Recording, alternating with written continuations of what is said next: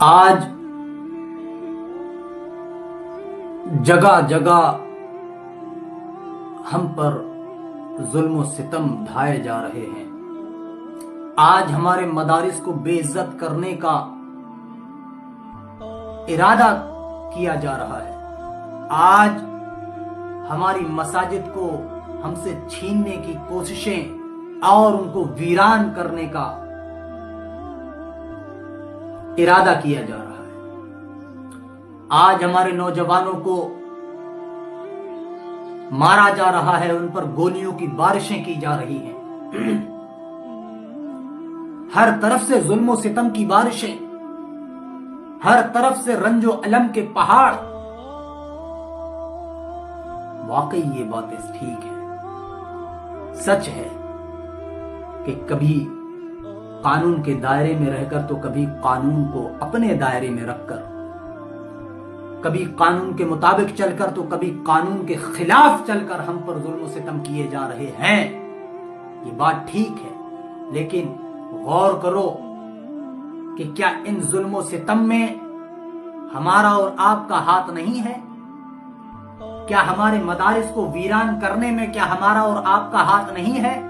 کیا ہماری مساجد کو ڈھانے میں، ان کو شہید کرنے میں کیا ہمارا اور آپ کا ہاتھ نہیں ہے؟ کیا ہم نے ایسے کام نہیں کیے کہ جس کی وجہ سے ہماری عزت کی جائے؟ ہم نے اس طریقے کو چھوڑ دیا جو طریقہ ہمیں اللہ تبارک و تعالی نے ہمیں عطا فرمایا تھا۔ کون سا طریقہ؟ طریقے مصطفیٰ صلی اللہ تعالی علیہ وآلہ وسلم۔ ہم پر جو ظلم و ستم کی بارشیں ہو رہی ہیں، اس میں سب سے بڑا ہاتھ اگر میں کہوں تو ہمارا ہے۔ ہمارے مدارس کو جو ویران کیا جا رہا ہے، اس میں سب سے بڑا ہاتھ اگر میں کہوں تو ہمارا ہے۔ ہماری مساجد کو جو توڑا جا رہا ہے، شہید کیا جا رہا ہے، ہم سے جو چھینا جا رہا ہے، اس میں سب سے بڑا ہاتھ اگر میں کہوں تو ہمارا ہے۔ آج ہمارے نوجوانوں کو، مسلمانوں کو جگہ جگہ مارا جاتا ہے، کاٹا جاتا ہے، اس میں سب سے بڑا ہاتھ اگر میں کہوں تو ہمارا ہے۔ وہ کیسے؟ آج چوراہوں پر کھڑے ہو کر کے ہم تذکرے کرتے ہوئے نظر آتے ہیں کہ مدارس کو ویران کر دیا، مدارس کو چھین لیا گیا، مساجد کو شہید کر دیا گیا، ہماری خانقاہوں کو توڑا جانے کی کوشش کی جا رہی ہے، ہماری خانقاہوں کو ہم سے چھیننے کی کوشش کی جا رہی ہے، بزرگان دین کی عزتوں کو پائمال کرنے کی کوشش کی جا رہی ہے۔ تو یاد رکھو، اپنے گریبان میں بھی جھانک کر کے دیکھو کہ مدارس کو ڈھانے والے کون ہیں۔ تم نے اپنے بچوں کو تعلیم سے دور کر دیا، خود بھی تعلیم سے دور ہو گئے، تو مدارس کو ویران کس نے کیا؟ تم بتاؤ، جب تم مسجدوں سے دور ہو گئے، بے نمازی ہو گئے، تم نے اپنی اولاد کو بھی بے نمازی بنا لیا، تو پھر مساجد کو ویران کس نے کیا؟ تم بتاؤ، جب طریقے صحابہ، طریقے اہل بیت اور بزرگان دین کے بتائے ہوئے راستے کو تم نے چھوڑ دیا، تو پھر مسلمانوں کے بزرگوں کو اور اپنے خانقاہوں کو کس نے ویران کیا؟ ان کو بے عزت کس نے کیا؟ کسی کا نام لینے سے کوئی فائدہ ہے نہیں۔ سب سے پہلے اپنے گریبانوں میں جھانک کر کے دیکھو۔ آج روتے ہو، آج چوراہوں پر کھڑے ہو کر کے رسوائیوں کی باتیں کرتے ہو، آج کھڑے ہو کر روتے ہو اور گڑگڑاتے ہو، اور جو اپنے علمیوں کو اس طرح بیان کرتے ہو کہ جس طرح سے تم پر ظلم و ستم ڈھائے جا رہے ہیں۔ غور و فکر کرو اور آنکھیں کھولو، ابھی وقت ہے۔ دشمن اسلام سے اگر مقابلہ کرنے کی بات آئے گی تو پھر کس طرح مقابلہ کرو گے؟ مجھے بتاؤ۔ تمہارے قلم میں آج زور نہیں ہے، کس طرح مقابلہ کرو گے؟ تمہیں قانون کی کوئی نالج نہیں ہے، تم کس طرح مقابلہ کرو گے؟ ایجوکیشن میں، پڑھائی میں، دنیا کی تعلیم ہو یا آخرت کی تعلیم ہو، تم نے دونوں تعلیمات کو پیچھے پھینک دیا ہے، پیٹھ پیچھے ڈال رکھا ہے۔ آج تمہاری زبان میں طاقت نہیں ہے، تم کو بولنا نہیں آتا، کس طرح سامنے والے سے بات کرنے کی تمہیں ضرورت ہوگی؟ اپنی خانقاہوں، اپنے مدارس اور اپنی مساجد اور اپنے بزرگان دین کی عزتوں کو بچانے کی بات کرتے ہو۔ رزق حرام کھلا کھلا کر تم نے اپنی اولاد کو مردہ دل بنا دیا ہے، کس طرح مقابلہ کرو گے؟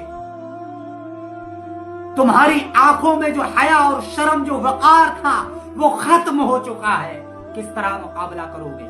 جھوٹ بول بول کر کے تم نے اپنی عزتوں کو خود پائمال کر رکھا ہے، کس طرح مقابلہ کرو گے؟